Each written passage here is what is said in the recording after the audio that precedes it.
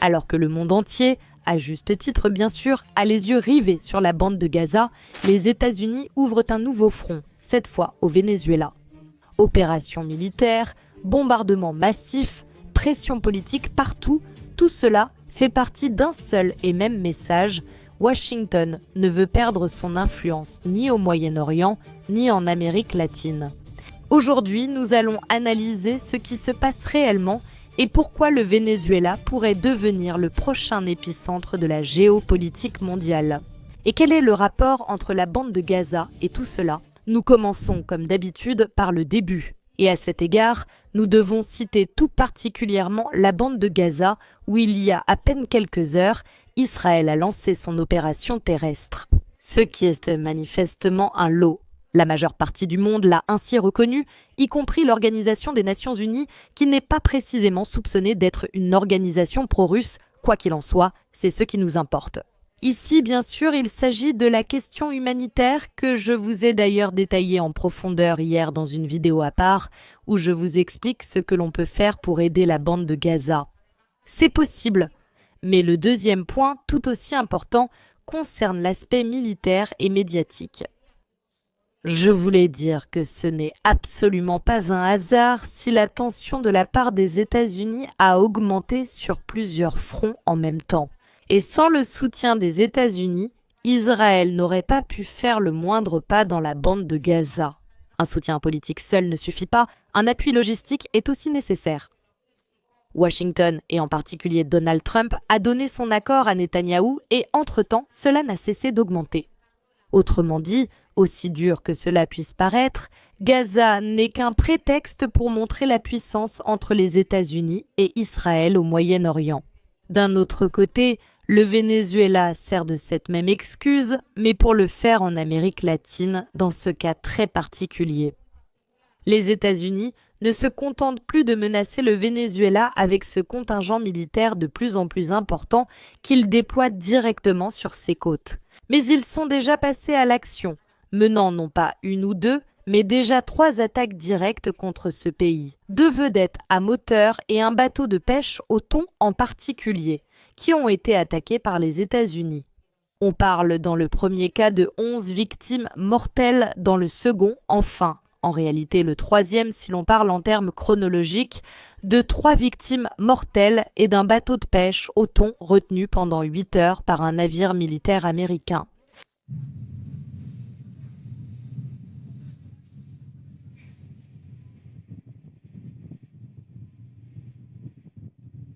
Pendant que le Venezuela dénonce une attaque directe contre sa souveraineté et met ses troupes en état d'alerte maximale, se préparant à ce qui pourrait arriver. Les États-Unis profitent de la situation non seulement pour lancer un message de puissance, mais aussi pour tenir la Russie et la Chine à distance dans la région. D'une part, contrôler le pétrole, d'autre part, et troisièmement, ici, presque en termes personnels en ce qui concerne Donald Trump, laisser une image quelque peu contradictoire. C'est-à-dire que, d'un côté, effectivement, il ne faut pas prendre à la légère une menace des États-Unis, car ce n'est pas n'importe quel pays sur la scène internationale. D'un autre côté, Donald Trump, qui n'a pas su gérer le conflit ukrainien ni aucun des autres conflits qui existent actuellement sur la paix dans le monde. Eh bien, oui, malheureusement, il a intensifié celui de la bande de Gaza.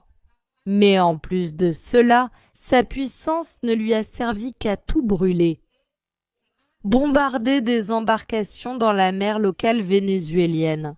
Bien sûr, tout cela, les États-Unis le font sous prétexte de protéger leur propre sécurité. Eh bien, s'il n'y avait pas d'excuse concernant les armes de destruction massive, il fallait bien en trouver une pour cette histoire. Pourquoi éliminer les bombardements, bombarder des embarcations dans les eaux vénézuéliennes, Sao?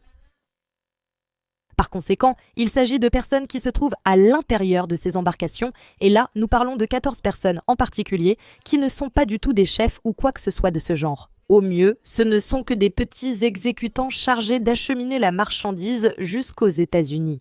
Bien sûr, cela ne changera absolument rien dans la chaîne de distribution.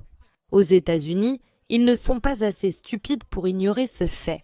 Donc, ils le font effectivement exprès en profitant de cette excuse pour se forger une certaine image qui ici pourrait avoir deux facettes. Et vous me direz, laquelle choisissez-vous ? Celle de l'oncle Sam extrêmement dangereux qu'il faut craindre ou celle du ridicule absolu qu'ils sont en train de faire ?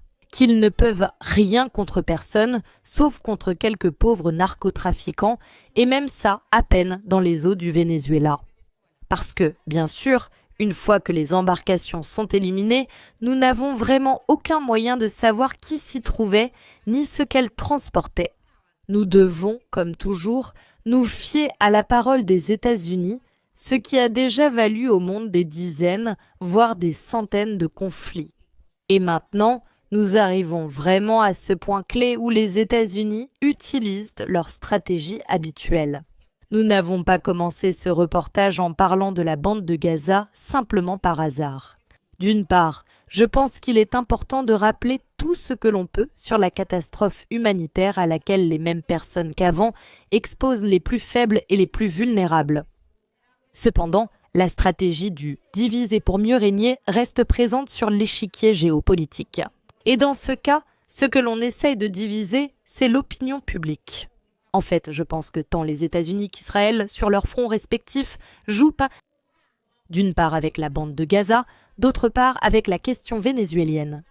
Pour attirer l'attention du public sur chacun de ces deux points, selon le moment géopolitique le plus opportun pour cela. Évidemment, plus opportun du point de vue des intérêts américains et israéliens.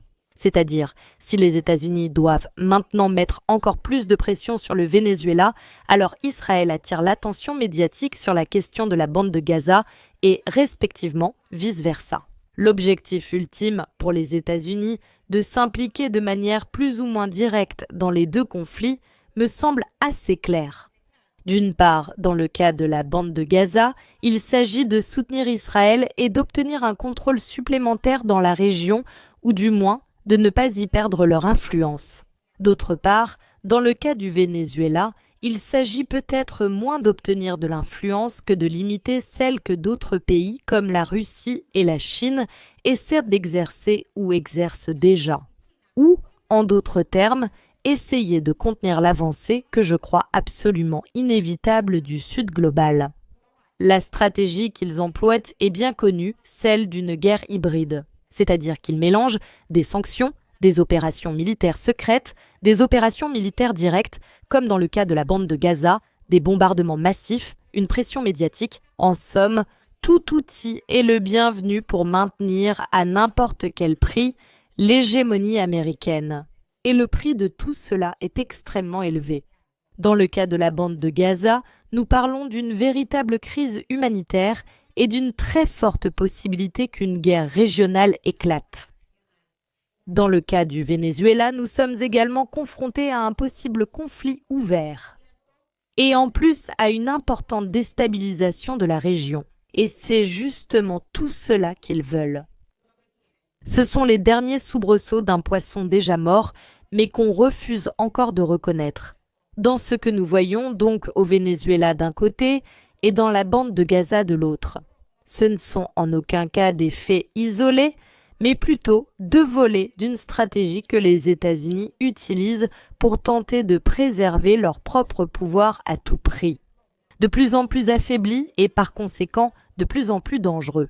Et maintenant, je vous demande, pensez-vous que ces conflits vont rester exactement là où ils sont et s'arrêter là ?